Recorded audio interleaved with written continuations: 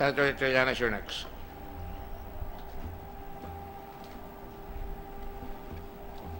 Thank you, Mr. Chairman. So nakita po natin yung presentation ng mga pulis at nakita po natin ang pagbabago, yung crime rate na bumaba talaga, no? Doon lang sa killings, doon sa maraming mga namatay dahil dito sa massive na pagsugpo sa illegal na droga, campaign against illegal drugs. Yun nga, sinabi ng mga pulis na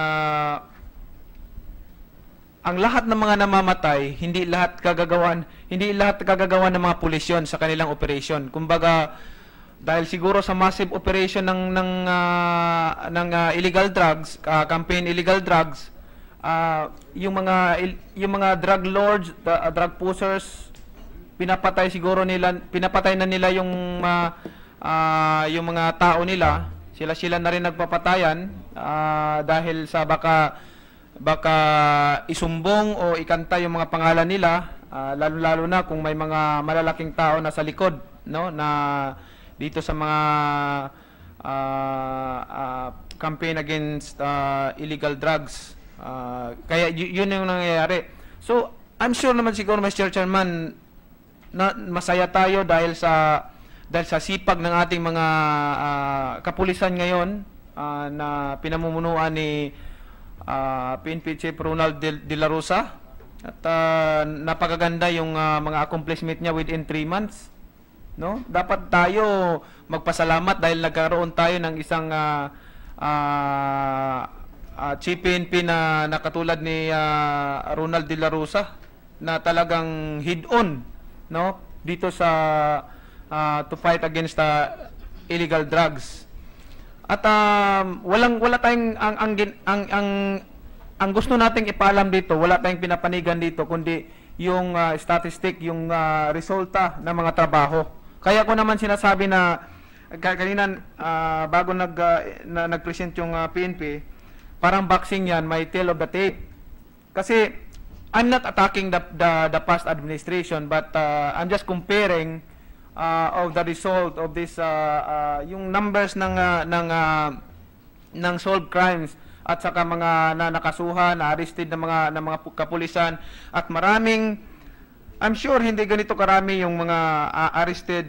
Sabi nga ni General De La Rosa, hindi 22,000 ang arrested nung past administration, which is mas maganda ngayon kasi mas marami silang naaresto dito sa mga ipinagbabawal at against mga crimes na hindi lamang sa droga, kundi marami pang mga ibang crimes na naaresto din nila. So dito siguro sa Mr. Chairman, sa aktibo at masipag ng kapulisan natin at itong paliwanag ng presidente sa atin, ng Pangulo, na hindi naman talaga niya directing inuutos na pagpapatayin lahat yung mga drug addicts, kundi ang sinasabi niya, ang instruction niya doon sa mga kapulisan, kung ang buhay ninyo nalagay sa delikado, mabuti pang, kaya nga sa amin nga, mabuti pang tayo mag-ariglo kaysa tayo inaariglo. Mahirap yun, no? Kahit sa Amerika, nanonood ako yung programa na police police cop, yung hinuhuli yung mga bad pag may inaaresto tapos sinabing itaas ang kamay tapos hindi ka nakinig, binaba yung kamay mo doon sa bulsa, hindi na pinapadukot yung kamay doon sa bulsa, binabaril na kaagad kasi sinabing taas, bakit mo dumukot ka pa sa bulsa mo? O doon siguro doon yung mga situation na hindi mo pwedeng palampasin yon, at kaya nangyayari yung mga ganun. Pero despite of that, ang daming mga arestado, Mr. Chairman, na dapat ang focus din natin hindi lamang dito sa extrajudicial killing, kundi ang focus din po natin sana, no, para sa akin dito sa ating investigasyon, kundi yung rehabilitation center. Dahil maraming mga sumuko, maraming mga naaresto na kailangan nating i-rehab, kailangan nating tulungan. Which is pinaliwanag naman at yung presentation ng isang witness kanina ni Police Senior Superintendent Dionisio Abudi. Napakaganda yung programa para tulungan yung mga kabataan na nalulong sa mga masamang bisyo at tinuturuan ng magandang asal at magandang pagkikitungo sa kapwa. Yun po siguro Mr. Chairman, no, at marami pa po akong katanungan pero hindi lang naman kasi ito ang witness natin ngayon ang mag-testify ngayon, kundi mayroon pa tayong mga mag-testify. So yung mga katanungan ko mamaya to follow pa doon sa mga ibang mga testigo at magbigay ng mga pahayag ayon doon ungkol dito sa extrajudicial killing. So gusto ko lang malaman, Mr. Chairman, na bakit natin, for the record, bakit natin atakihin ang programa ng administrasyon ngayon na napakaganda man para sa atin? Bakit natin hindi tanungin ang mga taong bayan? Siguro yung mga magrereklamo, bakit kayo nagrereklamo? Ang ganda ng resulta. No? Ang ganda ng resulta ng mga numbers o statistic ng resulta ng mga pagresolba ng krimen dito, bumaba lahat. Except lang maintindihan natin yung pinaliwanag ng mga pulis dahil tumaas yung killings because of this massive campaign against illegal drugs, which is hindi lahat yan kagagawan ng mga pulis yung mga operation nila, kundi kagagawan niya ng yung mga drug lords, drug pushers, dahil dito sa massive nga na campaign ng illegal drugs, ayaw nilang malaman yon, ayaw nilang isumbong at ikantang pangapangalan nila at pinapatay nila yung mga tauhan nila at sila rin nagpapatayan. Yun lang, Mr. Chairman. Salamat. Thank you, Senator Pacquiao. Senator Trillanes is recognized.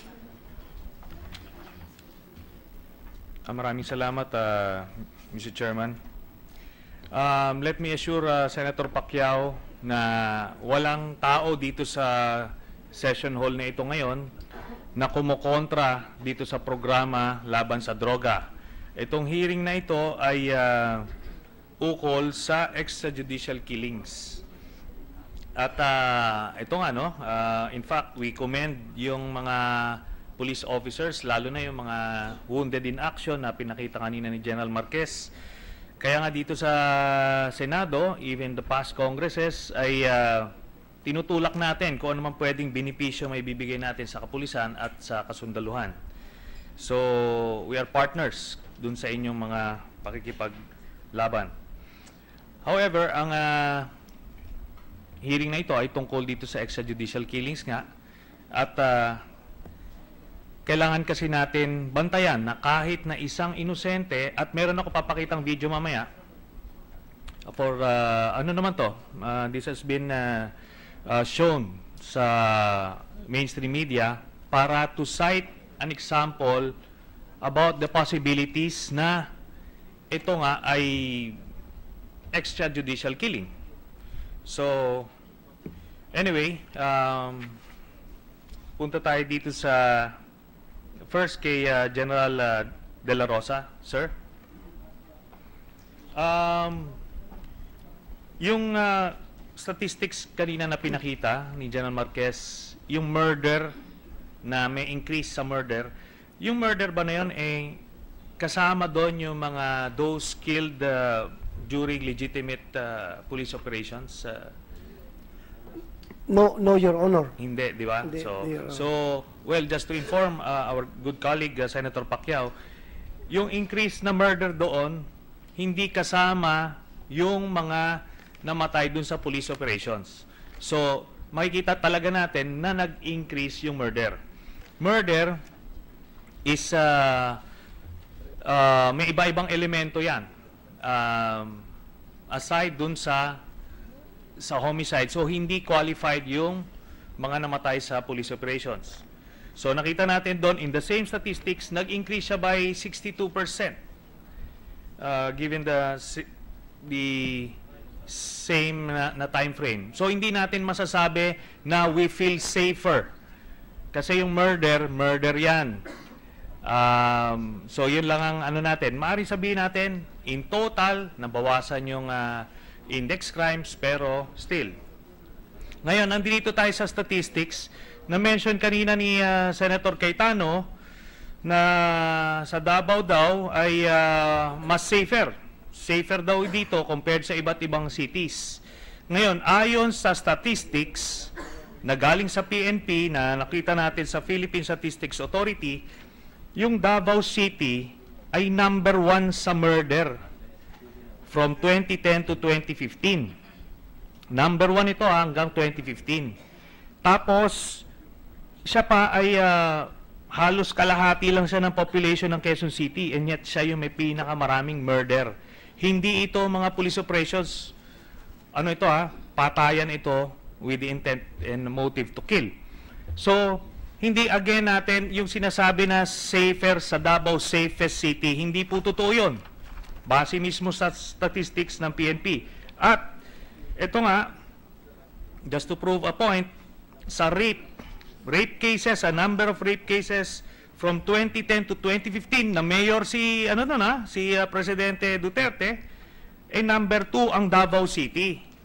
So based on the statistics, hindi pwede natin sabihin na safer or one of the safest ang Davao City. Ngayon, ang pinapakita natin dito, since naging mayor na matagal doon si President Duterte, at ganitong approach yung sinasabi niya, bakit siya number 1 pa rin sa murder at number 2 sa rape?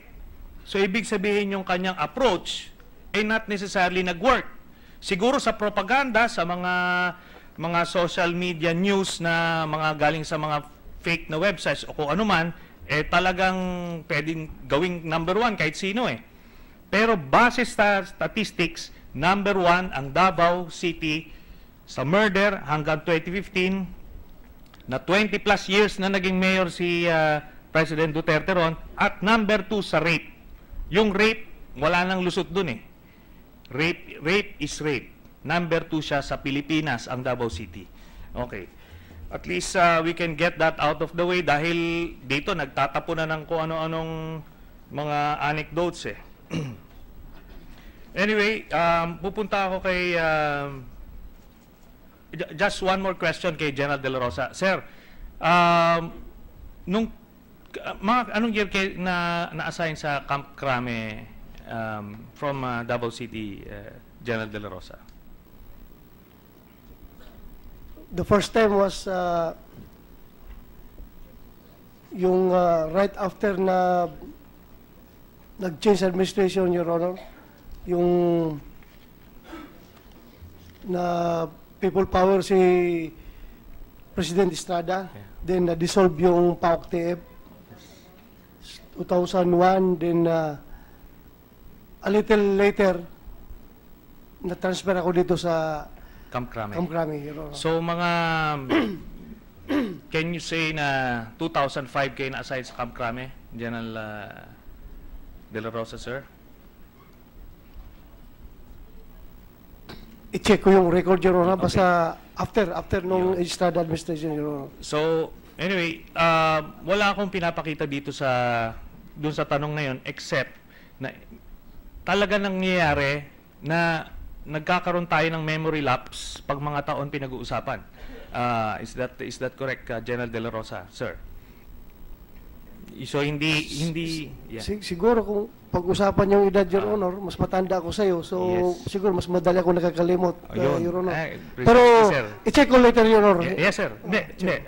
Yun lang naman yung point ko kasi may mga sinasabing inconsistency sa taon, pero precisely you have proven na pag tinanong ka, hindi papasok sa isip mo kaagad yung mga taon na yan, lalo na kung yan ay routine. Anyway, I'll go to Senior Superintendent Abude. Sir, kilala nyo ba si Edgar Matubato? Yes, Your Honor. Okay. Na-assign ba siya sa heinous crime section? As far as I'm concerned, Your Honor, parang narinig ko na-assign siya when I was no longer as chief of the heinous crime. Nung wala na kayo sa heinous crime. Yun pagkakalam ko, Your Honor. Pero hindi nyo siya kilala in person. Kilala ko, Your Honor. Kilala mo. Paano nyo siya nakikilala? Saan nyo siya nakikita? Yun nga, una nag-umpisa yung kasama siya ng pinsan niya. Hindi ko alam kung pinsan or pamangkin siya ni Police Senior Inspector Eduardo or E.D. Matubato. Okay. Mr. Chairman, I would like to move that we subpoena the personal records and some investigation and the investigation reports of the so-called heinous crime section of Davao City from 2000. Ano kayo na-assign, sir? In January 15, 2013 up to March 8, 2006. Siguro kahit a 10-year span. January 15, 2003 up to March 8, 2006. Okay. In that case, from 2003 to 2013, at least mag-overlap dun sa claims din ni Mr. Matubato. So, anyway, Mr. Chairman. Sorry, are you moving to? Yes. Let's be clear. I move to subpoena. You want to get. You don't have to move. We can request it. Okay. Yes. You want to request the records of the heinous crimes division from 2003 to 2013 or 2013. 13, Mr. Chairman. That's a lot of records. No, the personal records, at least it will cover The personal records of whom? of all the personnel assigned in the The plantilla. heinous crime section. What would be the plantilla? So that will The overlap. plantilla or roster. Yes. I have here, Your Honor, a disposition personnel issued to us by the Chief of the Investigation Division of the Davao City Police Office. From 2003 to 2006 or from 2003 From to 2003 to 2006, Your Honor. So the 3 years are Only one disposition of personnel in 2004, dated 2004. Yes, but I think we will need a certified true copy of the roster from the Davao Chief of Police. Chief Superintendent Manny Garland, can you provide that? Yes, sir, we will provide, sir. Can you provide that tomorrow? I'll do my best to retrieve it, sir. Because I'm trying to finish this. I know that Senator Lacson was concerned that I was going to finish this in the next 2 days. But the reason for that is I think it's very clear, and to correct Senator De Lima, this is an investigation on extrajudicial killings of drug pushers. I think even in the resolution, nakalagay yan. Pero recent and rampant extrajudicial killings na nakalagay. But anyway, we will do that. No, we will do that.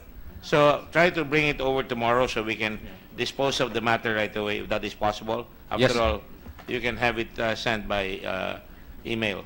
Yes, Mr. Chairman, sir. Thank you, Chief Superintendent Garland. Go ahead, please.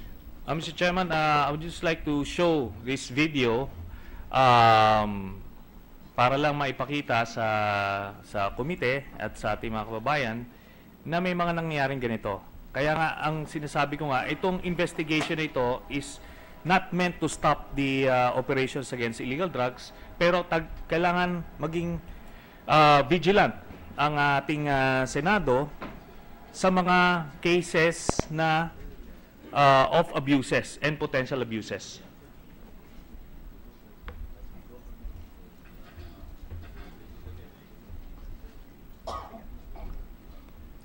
Sige, please play the...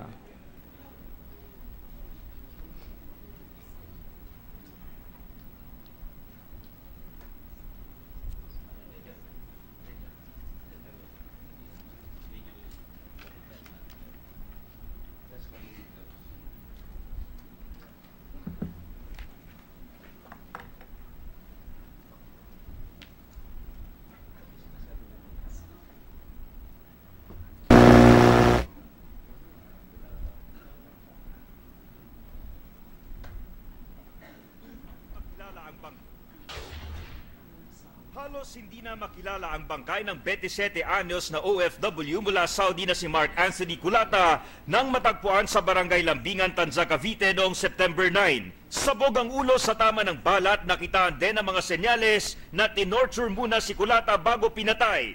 Una-una nakita sa kanya, ginupitan pa siya ng buhok, talagang tinorture pa siya.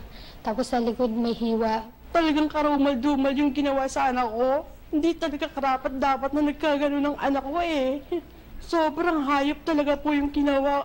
Batay sa spot report ng Tanza Police, nagtabo ng mga tama ng bala sa katawan ng biktima. Binalot ang bibig ng masking tape at nilagyan ng karatulang "Pusher ako". Kasama ring nakuha ang mga baso ng bala, body bag na itim, sachet ng suspected shabu at drug paraphernalia. Umalma ang pamilya Culata sa paratang na tulak umano ng droga ang biktima, lalo't nakabakasyon lang siya at paalis na sana papuntang Saudi. Lalo pang nagkalakas loob ang pamilya na lumaban dahil hawak na nila ang kuha ng CCTV noong gabi bago sa matagpuang patay. 11:13 p.m. noong September 8, nakita sa CCTV na dumaan si Mark habang sakay ng motorsiklo para bumili ng burger. Makalipas ang 10 minuto, may 3 pulis nang nakita na nag-checkpoint sa mismong kalsada kung saan dumaan si Culata. Ilang motorsiklo ang sinita pero ilan din naman ang pinalusot na lang. 11:35 p.m. muling dumaan ang motorsiklo ni Culata at doon na siya sinita ng 3 pulis. Kita sa CCTV ang pagpasok ng police mobile kung saan pinasakay si Culata. Ang 2 pulis naman ang nag-commander sa kanyang motorsiklo. Sa pag-atras ng mobile ng Tanza Police, nakita pa ang body number dito na 110. Maya-maya pa, bumalik ang mobile at nakitang nakabuntot na ito sa isa pang police mobile. Maliwanag daw sa kuha ng CCTV na sila ang huling may hawak kay Mark bago natagpuan ang kanyang bangkay kinabukasan. Tapos hindi nila ibinilater sa polis, sa presinto, tinago nila. Tapos sabi nila wala silang na-checkpoint, hindi po nakalista. Humingi na ng tulong ang pamilya sa Volunteers Against Crime and Corruption para makasuhan ng mga naturang pulis.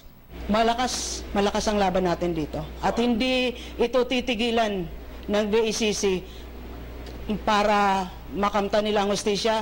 Ang BACC nasa likod nila, all the way. Bumuo naman ang Cavite Police Provincial Office ng Special Investigation Committee para resolbahin ang kaso. Sinibak na rin sa pwesto ang 4 na pulis ng Tanza, Cavite na nakita sa CCTV.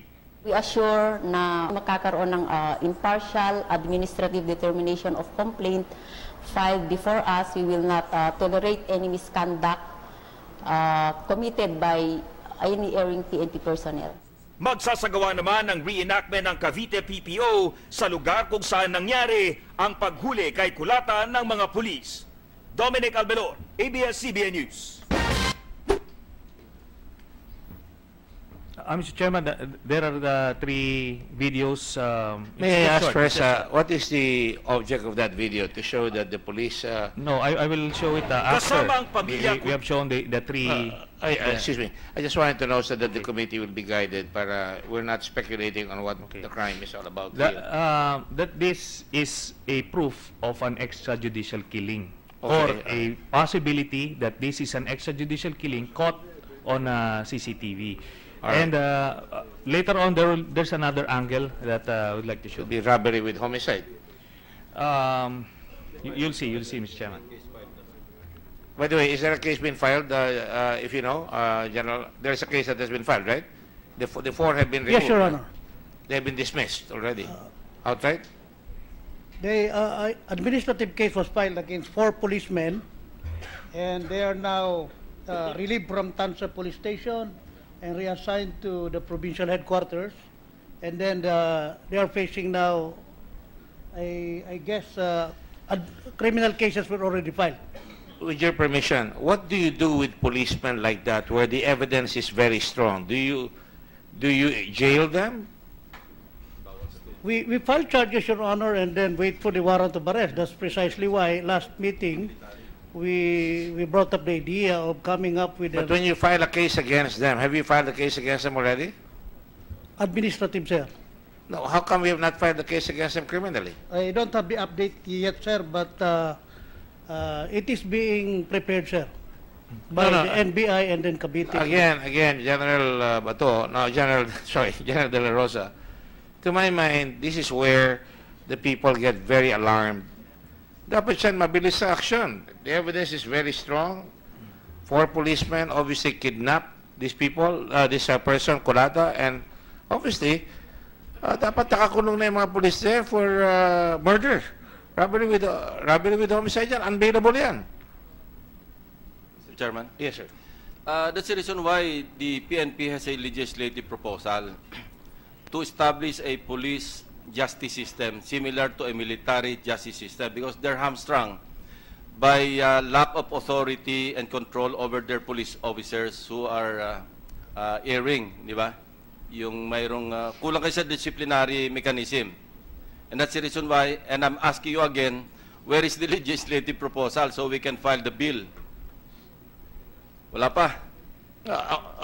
Methinks, if with all due respect, the police will do this as any other citizen. File the case, no bail recommended, kulong yan. Bakit kailangan pa ninyo special civilian and character? Sabi, one national police force, national in scope, civilian in character. You cannot use military law for a civilian in character provision of the Constitution. To my mind, my question is, General Marquez, you are on the, no, pero nahuli na nila eh. You are on the carpet here because may complainant, may video na nakita. Dapat siya naka-file na yung kaso, nakakulong na yan. Mr. Chairman, actually, the next 2 videos would further explain the other angles that they are exploring. Okay. So go ahead, General. Your Honor, as of now, the status, Your Honor, is that we take care of the administrative case, then NBI is conducting the investigation for the criminal case, Your Honor. Thank you. Ang appeal ko lang is dapat mabilis. You know, I myself was a victim of crime. Ang tagal-tagal gumalaw ng gobyerno. Ang tagal talaga. Bago ma-file ang kaso, bibilang ka. Maglalabi ka sa Secretary of Justice like I did. You know, that's why I'm very sensitive about these cases. You can check the records. Every time I stood up here for a privileged speech, involves dastardly killings like that. And that is why, I don't know, I'm saying there should be immediate special attention given to cases like this because the people will be assuaged right away. Hindi may babalik yung tao, pero ma-assuage yung tao pag nakita, kinulong, no bail recommended, hindi na siya makakalagay. And by the way, when I lobbied for plebs, nakalagay dyan, summary, kukunin yung baril, pag sinabing dismiss siya, pending appeal. Hindi na siya pulis kagad. So that's why, may special relationship ang police, pero may special treatment rin for administrative cases that they are not entitled to guilt beyond reasonable doubt in an administrative case, and that's everybody knows that, but we can act swiftly. Kasi, alangan naman, ang tao pa kukuha ng abogado, dapat trabaho na ng gobyerno yan. That's just a statement that I want to make, and I implore, I use the word implore, na dapat mabilis ang trabaho natin. Mr. Chairman, Yes, go ahead. With the permission of Senator Trillanes, yung sa situation, yung nangyari sa Tansa, applicable ba rito yung warrantless arrest? Can you just arrest the policemen who were suspected of taking into custody and then later on the victim was found dead, di ba? What you did here, did you in-inquest ba nila yung police or you filed the case directly?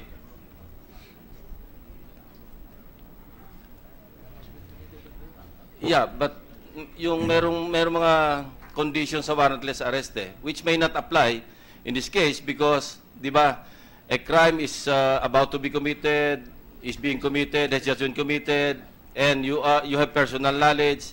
Yan nga yung gusto nating baguhin do sa rules of court, hindi ba? Do sa provision sa warrantless arrest. Before, ang provision lang, reasonable ground to believe that the person has in fact committed a crime and we can already conduct arrest.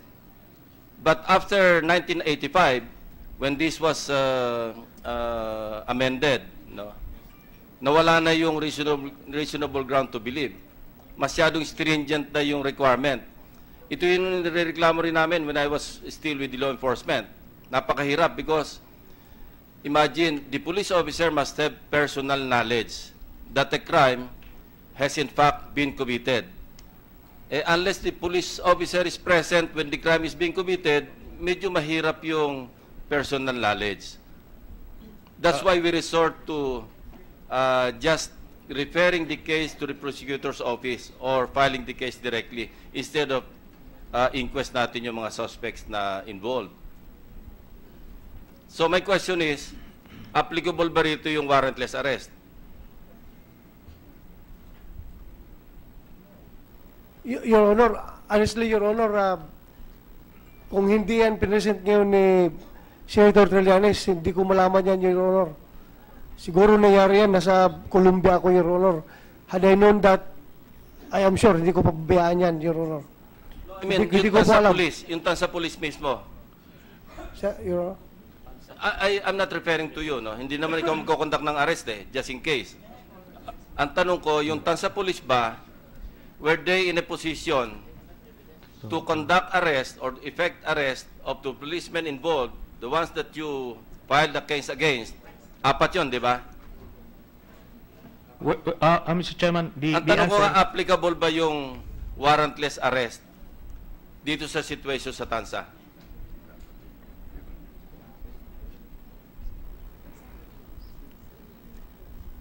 The permission of Senator Lacson, I think there's already a witness, there's already evidence. Was the motorcycle recovered? Your Honor, the NBI is the one conducting.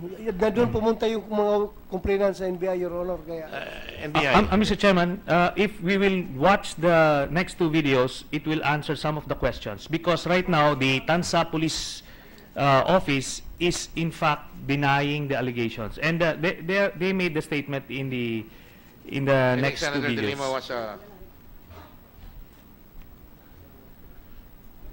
With the permission of the Chair and the Go ahead. permission of Senator Sonny, in response to the pending question from Senator Ping, we all know the exceptions to the rule. We all know which cases can fall within warrantless arrest. Pag caught in the act, di ho ba kitang-kita, or has just been committed. So I think one way of answering, responding to the question of Senator Sonny, is to find out saan po nanggaling yung CCTV na yan. Kasi kung gobyerno po ang CCTV, kasi the CCTVs can be government-owned or privately owned. Kung gobyerno po ang may-ari ng CCTV na yan, siguro naman nakita kaagad yun.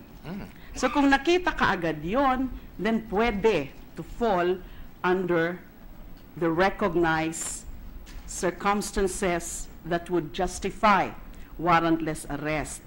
Pero kung nadiskubre po yung CCTV na yan, hindi kaagad nadiskubre, merong reasonable gap.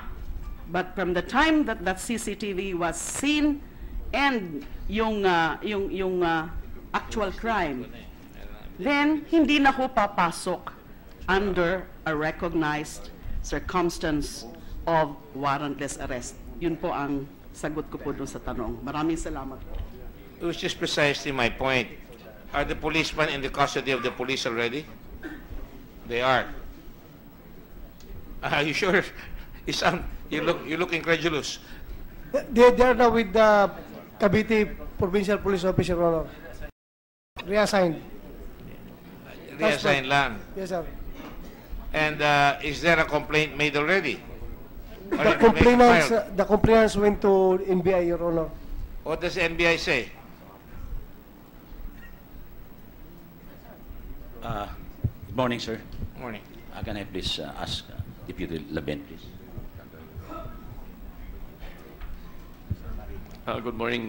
Good morning. Your Honors. Good morning, Mr. Chair. Just for the record, what is your name, please? Ferdinand Labin, Your Honor. Yes, Ferdinand. You were here before. Yeah. Yes, Your Honor. Go ahead. To answer the question, Your Honor, the NBI took cognizance of this case when this was referred by VACC, Your Honor. Yes. And it is ongoing investigation by the NBI in coordination with Tansa Police. They first took cognizance of this case. evidentiary matters are with Tansa Police. To answer the earlier concern, whether or not they should fall under the warrantless arrest, Your Honor, it's very clear from the video na last touch lang po dito ang police. Hindi po conclusive na police pumatay. So it's What wrong is your for point then?